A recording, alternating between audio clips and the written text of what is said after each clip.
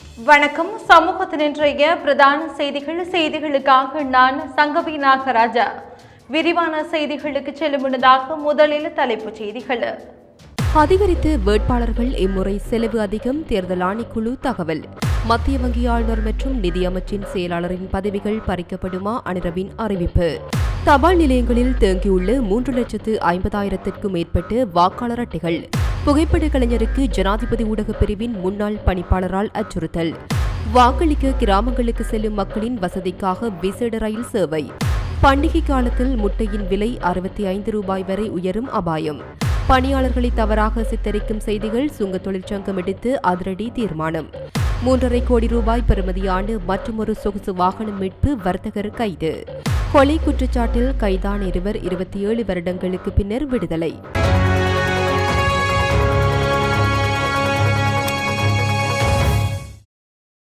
இம்முறை பாராளுமன்ற தேர்தலுக்கு அதிக எண்ணிக்கையிலான வேட்பாளர்கள் இருப்பதால் கூடுதல் வாக்கு எண்ணும் மையங்கள், ஆவண பணிகள், வாக்குச்சீட்டு அச்சிடுதல் போன்றவற்றில் கூடுதல் செலவுகள் தேர்தல் ஆணைக்குழுவிற்கு ஏற்பட்டுள்ளதாக தேர்தல்கள் ஆணைக்குழுவின் தலைவர் RMA ரத்நாயக்க தெரிவித்துள்ளார்.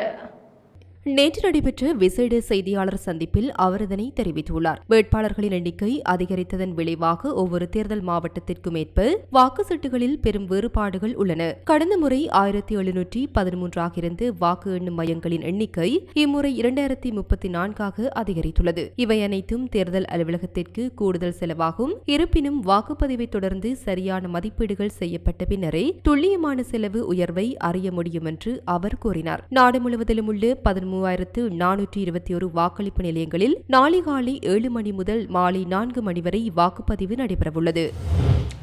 இலங்கை மத்திய வங்கியின் ஆளுநர் கலாநிதி நந்தலால் வீரசிங்க மற்றும் நிதியமைச்சின் செயலாளர் மஹிந்த ஸ்ரீவர்தன ஆகியோர் மீதான விமர்சனங்களில் மாற்றம் இல்லை என ஜனாதிபதி அனுரகுமார திசாநாயக்க தெரிவித்துள்ளார்.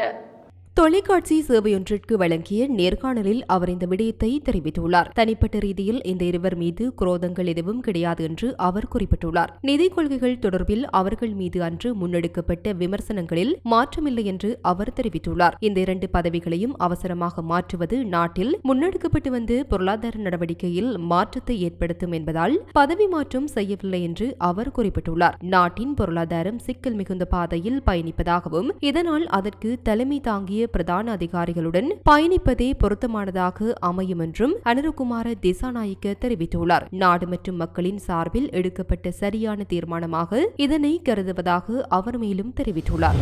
பொது தேர்தலுக்கான 3,50,000க்கும் அதிகமான வாக்காளர் அட்டைகள் தற்போது வரை தபால் நிலையங்களில் தேங்கியுள்ளதாக பிரதி தபால் மா அதிபர் ராஜித ரணசிங்க தெரிவித்துள்ளார்.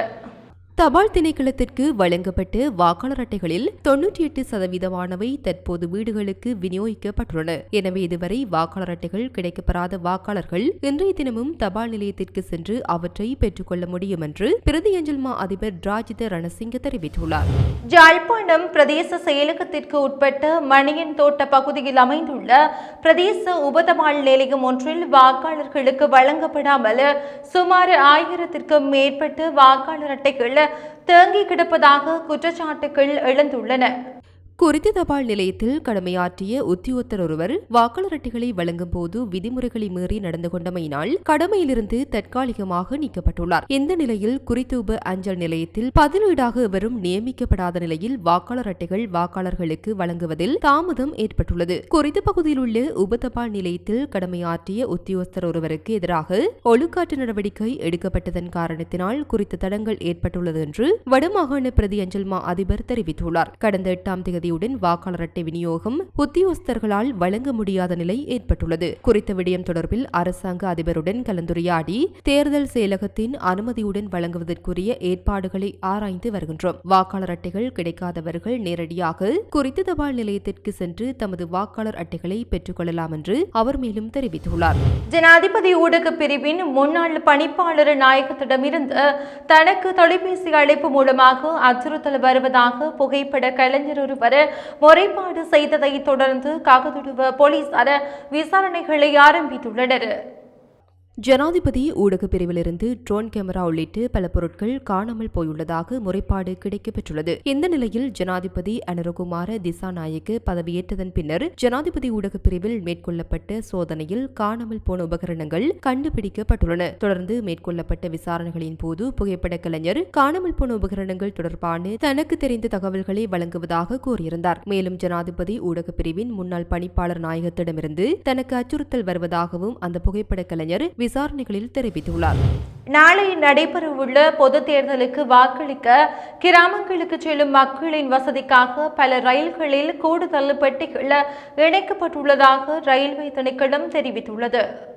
அதன்படி கொழும்பு கோட்டையிலிருந்து காங்கேசன்துறை வரை இயங்கும் ஜாழ்தேவி புகையிரதமும் கோட்டையிலிருந்து திருகோணமலை வரை இயங்கும் இரவு அஞ்சல் புகையிரதமும் இன்று நாளை மற்றும் நாளை மறுதினம் மேலதிக பெட்டிகளுடன் சேவையில் இயங்கும் என்று புகையிரத திணைக்களத்தின் உயர் அதிகாரி ஒருவர் தெரிவித்துள்ளார். தேர்தலை முன்னிட்டு விசேட ரயில் இயக்கப்படாது என்று அந்த அதிகாரி குறிப்பிட்டுள்ளார். இதேவேளை பயணிகளின் வசதி கருதி இன்றைய தினம் 80 பேருந்துகளை மேலதிகமாக சேவையில் ஈடுபடுத்துவதற்கு நடவடிக்கை எடுக்கப்பட்டுள்ளதாக இலங்கை போக்குவரத்து சபையின் தலைவர் ரமல் ஸ்ரீவர்த்தன குறிப்பிட்டுள்ளார். அதேபோன்று தேர்தல் நடவடிக்கைகளுக்காக சுமார் 1000 பேருந்துகள் ஒதுக்கப்பட்டுள்ளன. இது தவிர காவல்துறையினரின் போக்குவரத்து நடவடிக்கைகளுக்காக 200 பேருந்துகள் ஒதுக்கப்பட்டுள்ளதாக இலங்கை போக்குவரத்து சபையின் தலைவர் ரமல் ஸ்ரீவர்த்தன தெரிவித்துள்ளார். தனியார் பேருந்துகள் வழமை போன்று இயங்கும் என்று இலங்கை தனியார் பேருந்து உரிமையாளர்கள் சங்கத்தின் தலைவர் கெமினு விஜயரத்ன தெரிவித்துள்ளார். முட்டை ஒன்றின் விலை 60 ரூபாய் தொடக்கம் 65 ரூபாய் வரை அதிகரிப்பதற்கான அறிகுறிகள் தென்படுவதாக அகில இலங்கை முட்டை உற்பத்தியாளர் சங்கத்தின் தலைவர் சரத் ரத்நாயக்க தெரிவித்தார். நேற்றைய தினம் ஊடகங்களுக்கு கருத்து தெரிவிக்கும் போதே அவர் மேற்கண்டவாறு தெரிவித்துள்ளார். உற்பத்தி சார் விலைகள் மும்மடங்கு அதிகரிப்பதால் கோழி தீவனத்தை உற்பத்தி செய்ய முடியாத நிலையை அடைந்துள்ளதாக அவர் குறிப்பிட்டுள்ளார். இன்று ஒரு முட்டையின் உற்பத்தி விலை சுமார் 38 ரூபாய் என்றும், ஆனால் விவசாயி ஒரு முட்டையை 30 தொடக்கம் 31 ரூபாய்க்கு 7 ரூபாய் நஷ்டத்தில் விற்பனை செய்வதால் பலரும் பண்ணை உற்பத்தியினை கைவிட்டுள்ளனர். இந்த நிலையில் கிறிஸ்துமஸ் பண்டிகையினை முன்னிட்டு முட்டை விலை 60 தொடக்கம் 65 ரூபாய் வரைக்கு செல்லும் எனவும் தெரிவிக்க ஈஸ்டர் பயங்கரவாத தாக்குதல் தொடர்பில் அரச புலனாய்வு சேவையின் முன்னாள் பணிப்பாளர் நிலந்த ஜெயவர்தனவுக்கு எதிராக ஒழுக்காற்று விசாரணைகள் ஆரம்பிக்கப்பட்டுள்ளதாக அவரது சட்டத்தரணி இன்று மேன்முறையீட்டு நீதிமன்றில் தெரிவித்துள்ளார்.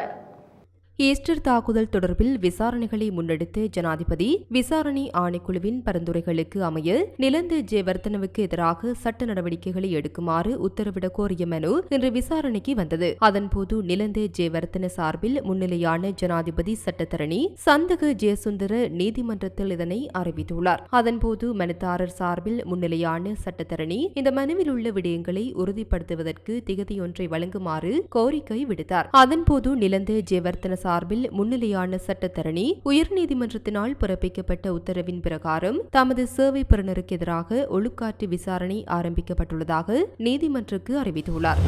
நிர்பந்திக்கப்பட்டுள்ள பொறுப்புகளை மாத்திரம் நிறைவேற்ற சுங்க தொழிற்சங்க கூட்டமைப்பு தீர்மானித்துள்ளது. சுங்க தொழிற்சங்க கூட்டமைப்பின் தலைவர் அமில சஞ்சீவ இதனை தெரிவித்துள்ளார். கடந்த 7ஆம் தேதி கொழும்பு துறைமுகத்திற்கு கள விஜயம் மேற்கொண்டிருந்த விடயத்துக்கு பொறுப்பான அமைச்சர் விஜித ஹேரத்திடம் போலியான தகவல்களை சமர்ப்பித்தமைக்கு எதிர்ப்பு தெரிவிக்கும் வகையில் நடவடிக்கை எடுக்கப்பட்டுள்ளதாக அவர் குறிப்பிட்டுள்ளார். தங்களது பணியாளர்களை தவறாக சித்தரிக்கும் வகையிலான தகவல்கள் அண்மைய சில நாட்களாக உலாவுகின்றன. தங்களது பணிகளையும் மீறி சில சேவைகளில் சுங்க பணியாளர்கள் ஈடுபடுவதுண்டு. அத்தகைய செயற்பாடுகளை தவறாக சித்தரிக்க சிலர் முயல்கின்றனர். இந்த நிலையில் தங்களது கடமைகளை மாத்திரம் மேற்கொள்வதற்கு தீர்மானித்துள்ளதாக சுங்க தொழிற்சங்க கூட்டமைப்பின் தலைவர் அமில சஞ்சீவ தெரிவித்துள்ளார். தங்காலை விதாரந்தினிய பிரதேசத்தில் உள்ள வீடொன்றில் மறைத்து வைக்கப்பட்டிருந்த போலி இலக்கு தகடு பொருத்தப்பட்டு சொகுசு வாகனம் ஒன்று மாத்தறை போலீஸ் குற்றப்புலனாய்வு பிரிவினரால் நேற்று கைப்பற்றப்பட்டுள்ளது. இந்த சொகுசு வாகனத்தின் உரிமையாளர் சந்தேகத்தின் பேரில் கைது செய்யப்பட்டுள்ளதாக போலீசார் தெரிவித்தனர். எம்பிலிப்பட்டிக்கு பல்லேகம பிரதேசத்தைச் சேர்ந்த வர்த்தகர் ஒருவரை கைது செய்யப்பட்டுள்ளார். இந்த சொகுசு வாகனம் 3.5 கோடி ரூபாய் பெறுமதியானது என போலீஸ் விசாரணையில் தெரிய வந்துள்ளது. இந்த சொகுசு வாகனம் கள்ளத்துறை பிரதேசத்தில் உள்ள அரசியல்வாதி ஒருவரின் சகோதரர் மூலமாக குறித்த வர்த்தகருக்கு விற்பனை செய்யப்பட்டுள்ளதாக போலீஸ் விசாரணையில் மேலும் தெரிய வந்துள்ளது. இது தொடர்பான மேலதிக விசாரணைகளை நடவடிக்கைகளை மாத்தறை போலீஸ் குற்றப்புலனாய்வு பிரிவினர் மேற்கொண்டு வருகின்றனர்.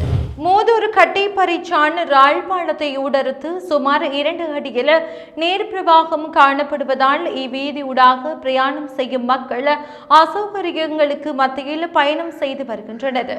நாளை பொது தேர்தலுக்கான வாக்களிப்பு இடம்பெறவுள்ள நிலையில் இப்பாலத்தினூடாக வாக்களிப்பு நிலையங்களுக்கு செல்லும் வாக்காளர்கள் அசௌகரியங்களை எதிர்நோக்க வேண்டி வரும் என மக்கள் கவலை தெரிவிக்கின்றனர். இதனால் வாக்களிக்க செல்வதற்கான உரிய ஏற்பாடுகளை செய்ய வேண்டும் என மக்கள் கோரிக்கை விடுக்கின்றனர். இந்த ஆபத்தான பாலத்தை கடக்கும் போது பல விபத்து சம்பவங்கள் இடம்பெற்றுள்ளதாகவும் மக்கள் தெரிவிக்கின்றனர். எனவே இந்த விடயத்தில் உரிய அதிகாரிகள் நடவடிக்கை மேற்கொண்டு மூதூர் கட்டைப்பறிச்சான் பாலத்தை அமைத்து தர நடவடிக்கை மேற்கொள்ள வேண்டும் என பிரயாணம் செய்வோரும் பொதுமக்களும் கோரிக்கை விடுக்கின்றனர். ரத்தினபுரி மாவட்டத்தில் கிரிக்கெட் விளையாடிக் கொண்டிருந்த இளைஞன் திடீரென உயிரிழந்தார்.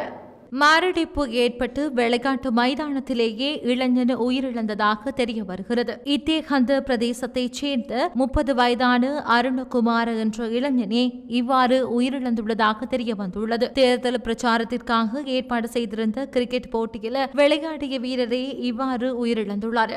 நேற்று முன்தினம் ஹகவத்தை வைத்தியசாலையின் மரண விசாரணை அதிகாரி தலைமையில் பிரேத பரிசோதனை மேற்கொள்ளப்பட்டது. ராஜாங்கனியில் 27 வருடங்களுக்கு முன்னர் இடம்பெற்ற கொலை சம்பவம் தொடர்பில் அனுராதபுரம் மேல் நீதிமன்றில் குற்றம் சாட்டப்பட்டிருந்த சந்தேக நபர்கள் 2 விடுதலை செய்யுமாறு கொள்ளியாப்பட்டிய உயர் நீதிமன்ற நீதிபதி மனோஜ் தல்கோடுபேட்டிக்கு உத்தரவிட்டுள்ளார்.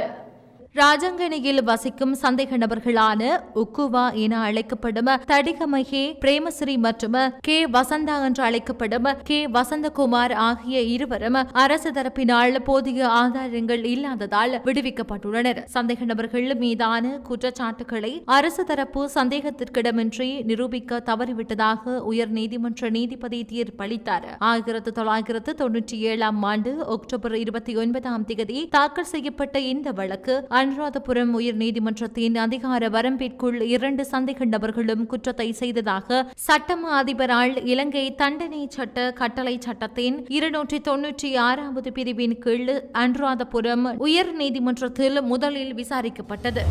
கட்டுநாயக்க விமான நிலையத்தில் கடமையாற்றும் போதைப்பொருள் தடுப்பு பிரிவின் அதிகாரிகளினால் போதைப் பொருளை கொண்டு வந்த சந்தேகத்தின் பேரில் சியரா லியோன் நாட்டு பிரஜை ஒருவர் கைது செய்யப்பட்டுள்ளார். ஸ்கேன் பரிசோதனை செய்த போது அவர் உடலில் மறைத்து போதைப் பொருளை கொண்டு வந்துள்ளமை தெரிய வந்துள்ளது. 32 வயதான சந்தேக நபர் துருக்கி விமானம் ஒன்றினூடாக நாட்டுக்கு வந்துள்ளார். நீர்கொழும்பு வைத்தியசாலையில் அனுமதிக்கப்பட்டதன் பின்னர் அவர் விளங்கிய போதைப் பொருள் அடங்கிய 17 குடிசைகள் மீட்கப்பட்டுள்ளன. சந்தேக நபர் மற்றும் போதைப் பொருள் மேலதிக விசாரணைகளுக்காக போலீஸ் போதைப் பொருள் ஒழிப்பு பிரிவிடம் ஒப்படைக்கப்பட்டுள்ளது. இந்த போதைப் பொருள் கொக்கைன் என அடையாளம் காணப்பட்டுள்ளதுடன் அதன் பெறுமதி சுமார் 13 மில்லியன் ரூபாய் எனவும் தெரிவிக்கப்பட்டுள்ளது.